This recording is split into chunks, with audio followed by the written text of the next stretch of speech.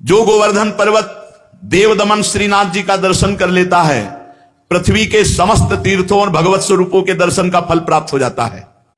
गंधमादन पर्वत पर तपस्या करके जो फल प्राप्त नहीं किया जा सकता, उससे करोड़ गुना फल गिरिराज जी की परिक्रमा, गिरिराज जी के दर्शन से। पर परिक्रमा करने वालों से प्रार्थना है, ये जो आधुनिकता लेकर के ब्रज में आते हो, कृपा करके ऐसी परिक्रमा दूषित मत करो। परिक्रमा लगानी है तो नंगे पैर लगाओ, जूता मोजा पहन के परिक्रमा नहीं लगाई जाती। जो 3-3, 4-4 परिक्रमा लगाते हैं वो महानुभाव कपड़ा बांधे रहते हैं, उनकी बात अलग है। आप कहो जिंदगी में दोबारा ना लगाने को मिले, इसके बाद कोई व्यसन परिक्रमा मार्ग में न करे गिरिराज जी में। जैसे हमने देखा है, स्वयं सिगरेट पी रहे हैं, मसाला खा रहे हैं, पिच पिच थूक रहे हैं, तुम्हें शर्म आनी चाहिए। तुम ब्रजमंडल भगवान की तीर्थ मंडली जहां विराजमान है गिरिराज जी में, वहां आए हो, वहां तुम थूक रहे हो, तुम्हें शर्म नहीं आ रही? एक दिन मसाला नहीं खाओगे मर जाओगे, एक दिन बीड़ी सिगरेट नहीं पियोगे मर जाओगे, एक दिन नशा नहीं करोगे तो मर जाओगे। अरे यहां मंगल में धाम में आकर ये सब गंदगी करते हो। इसलिए परिक्रमा में दाहिने थूके नहीं, मुंहते नहीं, कुल्ला न करे। दाहिनी तरफ आराध्य देवते, चाहे वृंदावन की परिक्रमा हो, चाहे गिरिराज जी की, चाहे बरसाना धाम की, और नंगे पैर लगाओ।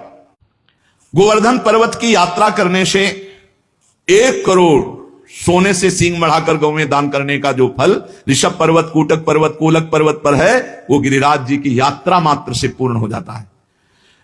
ऋषिमुख, सहगिरि, देवगिरि की संपूर्ण यात्रा और पृथ्वी की पूरी परिक्रमा करने का जो फल है, उससे करोड़ गुना फल गिरिराज जी की लूट लूट करके प्रदक्षिणा करने से प्राप्त हो जाता है, अर्थात दंडवती परिक्रमा से। भविष्य काल में उसका मंगल नहीं हो सकता जो एक बार गिरिराज जी से प्रीति कर ले। जय गिरिराज महाराज।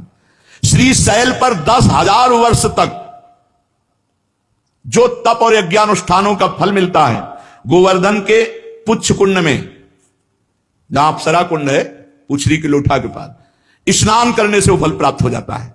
जो गोवर्धन पर्वत पर उत्तम ब्रजवासी ब्राह्मणों को पवाकर दान देता है, वह स्वर्ग चाहे तो स्वर्ग, भगवान के वैकुंठ धाम को चाहे तो वैकुंठ धाम की प्राप्ति होती। धन होए ना तो ये लाभ लेना चाहिए, भगवान के तीर्थों धामों में जाकर के भूखों को भोजन देना चाहिए, पूज्य जनों को कुछ दक्षिणा भोजन ऐसे करना चाहिए। भगवान दिए हो तो करना चाहिए। यहां 1 का लाखों भगवान देते हैं, मिलेगा, थोड़ा धैर्य रखो। समय, खेती भी बोई जाती है तो अपने समय से फलीभूत होती है।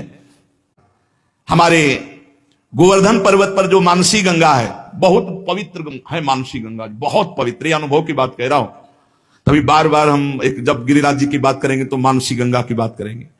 सैकड़ों राजसूय यज्ञ करने वाला उतना पवित्र नहीं हो सकता जितना मानसी गंगा में स्नान करने से गिरिराज जी का दर्शन स्पर्श महान पुण्यात्मा को प्राप्त होता है।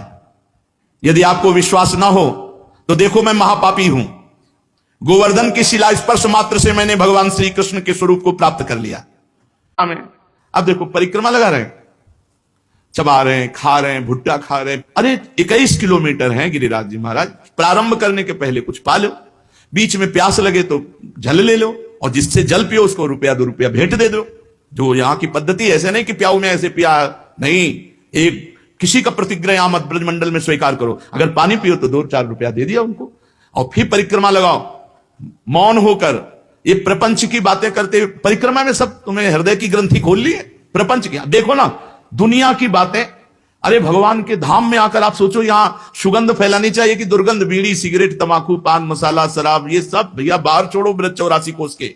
यहां आओ तो कमाओ, भगवान का पुण्य मंगलमय धाम का आनंद प्राप्त करो। गोवर्धन महाराज में जो कष्ट सहा जाता है वो बड़े बड़े पापों का नाश करता है, बड़े बड़े पापों। अरे ये कमाई की जगह है।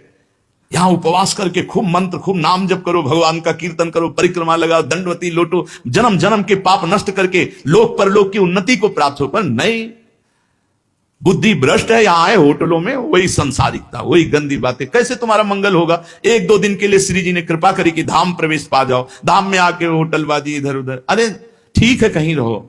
घर गृहस्थी के जितने खेल है संसार में, जीवन भर खेलोगे भाई। धाम आए हो, भगवान के तीर्थ जाओ, नियम संयम से रहो, कम से कम 2-4 दिन जो आए हो ब्रह्मचर्य से रहो, पवित्र आहार कर। 1 दिन उपवास जरूर करना चाहिए। तीर्थवास का एक नियम है कि कम से कम 3 दिन रहे, तो 1 दिन उपवास करे, दूसरे दिन फलाहार, तीसरे दिन 1 बार अन्न ले ले, और खूब साधन भजन करे। ये तो कमाई का देश है। देखो, जो कर्म करोगे उसका आपको फल भोगना पड़ेगा। चरित्र सुन करके भयभीत होना चाहिए, और भगवान की शरण में जाना चाहिए और वो उपाय करना चाहिए जिससे हम निष्पाप हो जाएं, हमें दंड भोगने को ना मिले, हमें कम से कम अगला जन्म मिले तो सुअर कुत्ता का ना मिले, फिर मनुष्य जन्म मिले और हम साधना करके भगवान की प्राप्ति करें। मनुष्य जीवन बड़ा दुर्लभ है। दुख की निवृत्ति के लिए कोई भ्रमित मत होना, बार बार आपसे कह रहे हैं। जब तक आप स्वयं अनुष्ठान नहीं करेंगे, स्वयं भजन नहीं करेंगे, तब तक आपके दुख को कोई मिटा नहीं सकता, नहीं मिटा सकता।